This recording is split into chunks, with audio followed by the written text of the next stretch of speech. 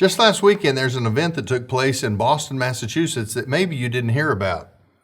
It's called SatanCon, and it's billed as the largest satanic gathering in history.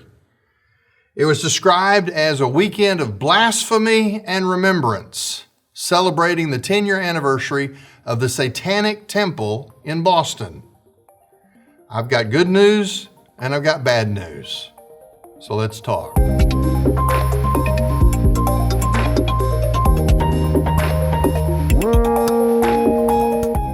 SatanCon, this largest satanic gathering in history, began in Boston last Friday evening with an opening session where two leaders kicked off the conference by ripping the pages out of a Bible and tearing up a flag for the thin blue line representing support for police officers. One participant said that shredding the pages of the Bible and tearing up the police flag were acts undertaken to push back against oppression. While tearing the pages out of the Bible, the audience was heard to shout in unison over and over, "Hail Satan! Hail Satan!" Well, one of the things that they're going to discover, if not now, later, is that if you think that Christianity or even the police are an oppressive force, you have no idea about this God that you have declared loyalty to called Satan. They were ripping pages out of the Bible and pledging support for this demonic fallen angel, and basically declaring themselves to be anti everything that is holy and respectable in what's left of our American culture. Well, that's the bad news, that an event like SatanCon could even take place, that shredding a Bible is an event of joyous rebellion with chants of Hail Satan. Now, there's obvious things that I can say about that, like I dare you to hold the next SatanCon in Detroit, Michigan, and shred the pages of a Quran. Let's see how that works out for you. But that would just be petty of me, so I'll leave that alone. Here's what I want you to know about SatanCon. We have things happening across our culture, and SatanCon, for most of us, we hear about it for the first time and we go, yeah, of course. That's just where things are going now. That's where things are headed. It is what it is. But I'm here to tell you that there's some good news that came out of SatanCon, and one of them was an organization entitled Intercessors for America, the IFA, rallied in anticipation of this event. They rallied 500,000 prayer warriors to intercede for revival to break out among the Satanists. What's fascinating is that in a place celebrating darkness and declaring a loyalty to the very most ancient opposition to the one true God, in that hall, they say that there were what they call covert evangelists who infiltrated the crowd and over the course of that weekend shared the gospel of Jesus Christ. The report is that out of SatanCon in Boston last weekend, there were 98 attendees of this conference who switched their loyalty from Hail Satan to bowing a knee in submission to Jesus Christ and coming to faith. What that tells me is that SatanCon can either make the rest of us throw up our hands and say, well, there it is. We've now completely and officially lost our minds. We've moved to the place where this culture is no longer even redeemable. So why try? Or we can look at that and say, here was a stronghold where the Bible was ripped to cackles and laughter while the crowd chanted their loyalty to Satan. And yet, in that very darkest of spiritual places, guess what? Salt and light came out. The gospel was put on display, and people turned from death to life. Folks, don't let SatanCon discourage you because we now live in a culture that is beyond hope. Let it be a symbol of what God is beginning to do. Do not let the media narrative, do not let the lies that are being presented persuade you. You see, the enemy wants us to think that it is a losing battle. He wants us to give up because we lose hope. He wants us to fall victim to his satanic publicity machine, his propaganda machine, which is telling us that we've lost, the church is in decline, Christianity is soon to disappear, the world has left it behind to follow more enlightened options. But I'm telling you, if you've read the end of the book that I've read, we are not finished here, and we can't give up.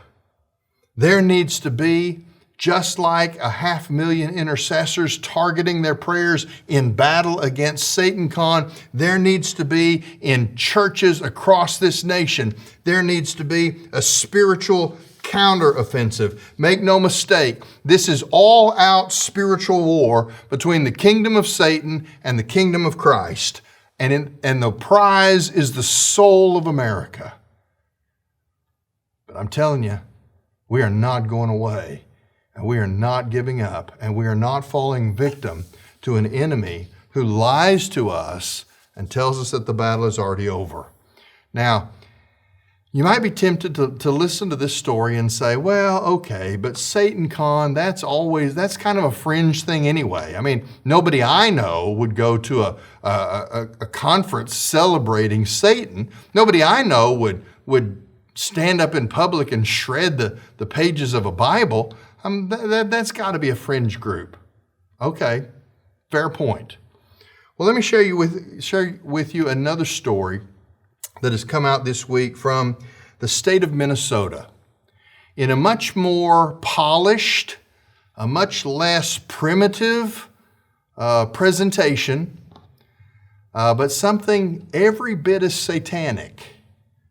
The governor of Minnesota just days ago signed into law a new bill that was passed through the Minnesota State Legislature. It's called the Refuge Act.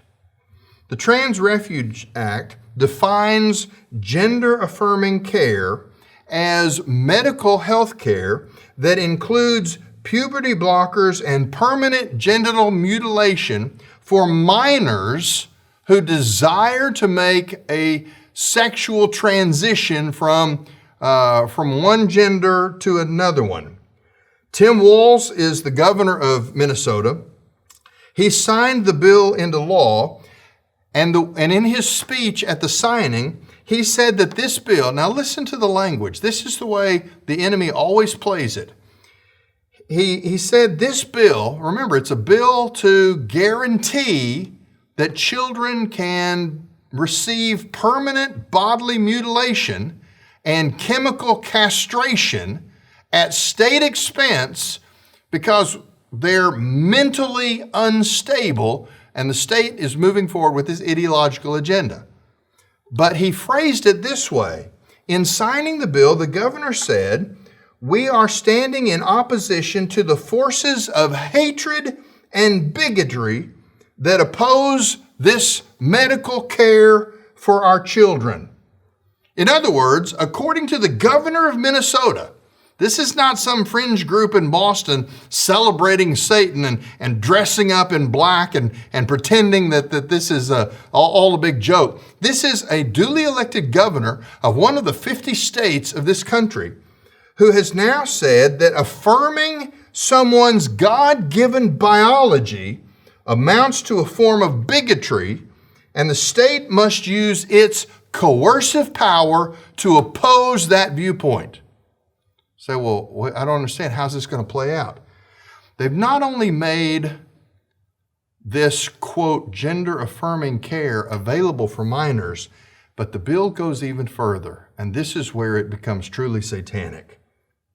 This bill creates a new category for the state department that is responsible for children. In some states, it's called the Department of Health and Human Services. Other states, it's called Children and Family Services. That state that protects children, that steps into homes, that takes children out when they're in danger, whatever. There have traditionally been two categories that allow the government to step into a home and forcibly remove a child. Those two categories have been abandonment and abuse. When a child is physically or sexually abused, the government has authority to step in and remove that child for its own safety. Abandonment is a category where when there is excessive neglect, a child is left unattended or a child is malnutritioned or there's some sort of neglect or abandonment that puts the child's life in danger, they can be forcibly removed from the home by government services. Abandonment and abuse have traditionally been those categories pretty much across the board in this country. Now in the state of Minnesota, a third category has been created. The law says, quote, the child has been unable, this is the third category that allows government to step into a home and forcibly remove a child. The category happens when a child has been unable to obtain gender-affirming health. If a child is prevented from receiving gender-affirming care, then the state has the right to take emergency custody. Folks, this is a draconian measure which now says if mom and dad won't sign off on their 10-year-old being chemically castrated because they have come up with the childish idea that they want to be the opposite gender than they were created, if mom and dad say no to that, the government in Minnesota can now step into that home and forcibly remove that child. It all flows out of a bizarre idea that the government knows better than parents how to raise children. And with that idea, that belief comes the idea that the state has the fundamental right over parents in determining what is allowed. The radical trans agenda is fully in control of the state of Minnesota. And if you have issues with that, you are the problem. Christian parents, your views will not be tolerated. If you live in the state of Minnesota, I don't know what your job situation is. I don't know where your family is, but I'm telling you, it's time to leave. Minnesota is no longer safe for conservative Christian families. You say, well, Pastor, that's, all we need is for the church to be the church.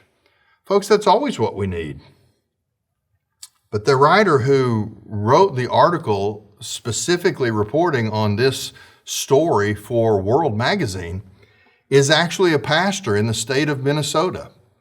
And he says, as a part of his article, that he worked against this bill as it was proposed. He contacted legislators. He did that hard work. But the part of his article that disturbs me the most was he said, we contacted several pastors in the area, but none wanted to be involved. The church can't be the church when the flock of God's people are pastored no longer by shepherds, but by what the Bible calls hirelings. When a pastor is not spiritually protecting and teaching his congregation, but he is now just a paid employee going through the motions of oiling the machinery and pretending that the church is making a difference.